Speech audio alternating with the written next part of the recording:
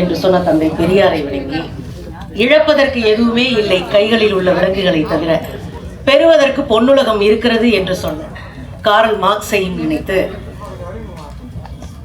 கோயில்களில் ஆடுகளைத்தான் பலியிடுவார்கள், சிங்கங்களை ஒருபோதும் பலியிடுவது இல்லை என்று சொன்ன புரட்சியாளர் டாக்டர் அம்பேத்கர் அவர்களையும் நினைவு கூர்ந்து, எனக்கு தெரிஞ்சு இப்படி ஒரு மேடையை நான் பார்த்ததே இல்லைங்க.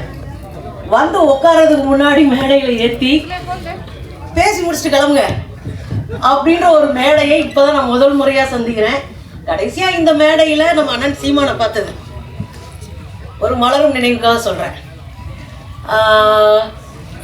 தோழர் ஷேகுவாரா, எனக்கு இந்த பேரை கேட்ட பேருமே ரொம்ப மகிழ்ச்சியாக இருந்தது. கேட்கலையா? எனக்கு பிரச்சனை இல்லையா? சரி, வழியிலே விடுங்கப்பா. போன் பேசிட்டு தோழர் ஷேகுவாரா அப்படின்ற படத்தோடைய பேரை கேட்டோடனே எனக்கு பெரிய சந்தோஷமா இருந்தது. அதில் தம்பிங்கெல்லாம் வந்து வீட்டில் உட்காந்து அந்த அன்கட் சீன்ஸ் எல்லாம் காட்டும்போது இன்னும் ரொம்ப பெரிய மகிழ்ச்சியாக இருந்தது. இளைய தலைமுறை ஒரு சினிமாவை எப்படி பார்க்க வேண்டும் என்பதையும், எதை மக்களுக்காக செய்ய வேண்டும் என்பதையும் ரொம்ப தெளிவாக ஆணித்தரமாக ஒரு படத்தை எடுத்து வச்சிருந்தாங்க. அது உண்மையிலே பாராட்டுகளை தெரிவித்துக் கொள்கிறேன். தோழர் சத்யராஜ் அவர்களை சொல்லவே வேணாம். அவர் உள்ள புகுந்தாலே சும்மா சதுரடி தான் அடிச்சு வெளுத்து நறுக்குவார். அவரை பார்த்த உடனே எனக்கு இன்னும் ரொம்ப பெரிய சந்தோஷமா இருந்தது. அவருடைய நடிப்பு அப்படின்னு சொன்னால் தமிழ் சினிமாவில் ஒரு லெஜண்ட் அப்படின்னு சொல்கிற ஒரு நடிகர் வேற. அவர் இந்த படத்துக்குள்ளே இருக்கிறாங்க. தோழர் ஷேகுவாரா என்று சொன்ன உடனே பொலிவியா காட்டுக்குள்ள முதல் முறையாக அவர் கடைசி இறுதி பயணத்தை மேற்கொண்ட போது அமெரிக்க படை அவரை பிடிச்சிரும். அப்போ ஷேகுவாரா கடைசி நிமிடங்களை எண்ணிக்கொண்டு இருப்பார்.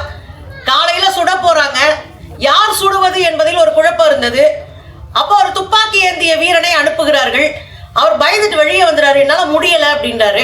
அப்புறம் ஒருத்தர் தயார் பண்ணி அனுப்புகிறாங்க. அவர் துப்பாக்கியை கையில் வைத்திருக்காரு, கை ஆடிக்கிட்டே இருக்கு. உடனே ஷேகுவாரா அந்த இறுதி நிமிடத்தில் சொன்னார், பயப்படாத, கவலைப்படாதே, துப்பாக்கியை உயர்த்திப்படி, நீ சுடப்போவது ஒரு கோழையை அல்ல, உலகத்தின் விடுதலையை நேசிக்கிற ஷேகுவாரா என்கிற மாபெரும் வீரனை என்று சொன்னார். புரட்சி வெற்றி அடைகிற போது பொலிவியாவிலே நாங்கள் ஒரு பள்ளியை உருவாக்கி கொடுப்போம் என்று கடைசி நிமிடத்தில் உணவு கொடுத்த ஆசிரியரிடம் சொன்னதுதான் ஷேகுவாரா. உலகத்தில் யாரெல்லாம் ஒடுக்கப்பட்டு துயரப்பட்டு கொண்டிருக்கிறார்களோ அவர்களுக்காக நீ துடித்தெழுந்தாய் என்றால் நீயும் என் தோழன் என்று உலக விடுதலைக்கு கனவு கண்டவனை ஒரு பெயரா வச்சிருக்கிற ஒரு படம். எனக்கு தெரிஞ்சு அதிகாரத்திற்கு எப்போதுமே அச்சுறுத்தலாக இருப்பவர்கள் கலைஞர்களாகத்தான் இருப்பாங்க. ஏன்னா இவங்க தான் எளிமையா சொல்லிட முடியும். ஒரு 1000 மேடைகளில் நாங்கள் பேசுவதை ஒரு காட்சியிலே எளிமையாக சாமானியன் வீட்டுக்கு கொண்டு சேர்க்க முடியும் என்றால் அது திரைப்படங்கள் வைத்திருக்கிற ஒரு மந்திர சக்தின்னு நான் சொல்லுவேன். அதனாலதான் பேரறிஞர் அண்ணா சொன்னாரு, சென்சார் இல்லாமல் ஒரே ஒரு திரைப்படத்தை எடுக்க எனக்கு வாய்ப்பு கிடைத்தால் தமிழ்நாட்டை திராவிட நாடாக மாற்றி காட்டுவேன் என்று பேரறிஞர் அண்ணா சொன்னார். எனக்கு தெரிந்த தமிழ் சினிமா ஒவ்வொரு காலகட்டத்திலும் இந்த தமிழ் சமூகத்திற்கு என்ன வழிகாட்ட வேண்டும் என்பதை தெளிவாக சொல்லியிருக்கு. நான் ஒரு விஷயத்தை சொல்லிட்டு முடிக்கிறேன். இந்த படம் தமிழ் சமூகம் எதிர்கொள்ளுகிற இன்றைய காலகட்டத்தினுடைய சிக்கல்களை மட்டும் இல்ல, வருங்கால தலைமுறையினுடைய பாதுகாப்பு குறித்தும் கல்வி குறித்தும் தெளிவாக வெளிப்படையா பேசுது. அதுல தோழர் பேசியிருக்கிற வசனம்லாம் டைரக்டரை பார்த்தா எனக்கு ரொம்ப அதிர்ச்சியா இருந்ததுங்க. ஒரு சின்ன பையன் காலேஜ் போயிட்டு இருப்பாருன்னு பார்த்தா அவர் எழுதிய வசனங்கள் இருக்குல்ல, அப்படியே அதிர்ச்சி ஆயிட்டேன் நானு. கண்ணே கலங்கி போச்சு. அவர் பார்த்திருப்பாரு. எனக்கு என்ன நம்பிக்கை தெரியுமா?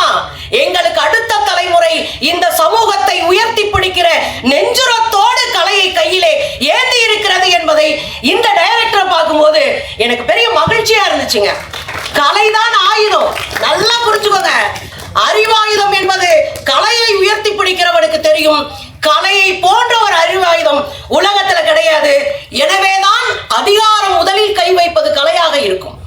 அதனாலதான் ஒளிப்பதிவு சட்டம் கூட போன ஆண்டு வந்துச்சு. அதை தனியா பேசுவோம். இனி நீங்க எந்த காலத்திலயும் சர்டிபிகேட் வாங்கின படத்தை அவங்க நினைச்சா தூக்கலாம், நினைச்சா வெட்டலாம், நினைச்சா ஒட்டலாம். 42 கட்டுன்றது விழுகிறது சும்மா இல்ல, எத்தனை கட்டு அந்த படத்துல விழுகுதோ அத்தனை உரத்தோடு அந்த படத்தை தமிழ் சமூகம் உயர்த்தி பிடிக்க வேண்டும். அந்த படத்தை வெற்றி படமாக மாற்ற வேண்டும். அப்போதுதான் அதிகாரம் கொஞ்சமாவது அச்சப்படும் கலைஞர்களை பார்த்து. ஒரே ஒரு செய்தி நேற்று நடந்தது. ஒரு கலைஞனுக்கு தார்மீக பொறுப்பு எப்படி வரும் தெரியுமா? ஜெயா பக்ஷன், அமிர்தா பக்ஷனுடைய இணையர், நாடாளுமன்றத்திலே ஒரே ஒரு குரல் கொடுத்தார். சபாநாயகரை பார்த்தார், எந்திரிச்சிட்டு நான் ஒரு கலைஞன், உடல் மொழியையும் உணர்வுகளையும் உணர்ச்சிகளையும் புரிந்து கொள்ள முடியும், முக பாவனைகளை என்னால் புரிந்து கொள்ள முடியும், உடல் மொழியை என்னால் புரிந்து கொள்ள முடியும்.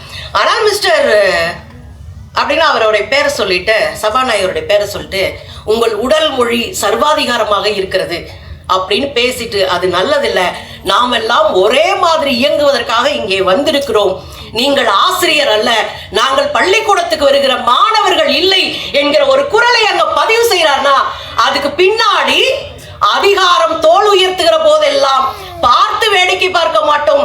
கலை என்கிற அற்புத ஆயுதத்தை கையில் வைத்திருக்கிறோம். மக்களை வென்றெடுப்போம், சமூகத்தோடு உரையாடுவோம். கலை மக்களுக்கானது. நன்றி, வணக்கம்.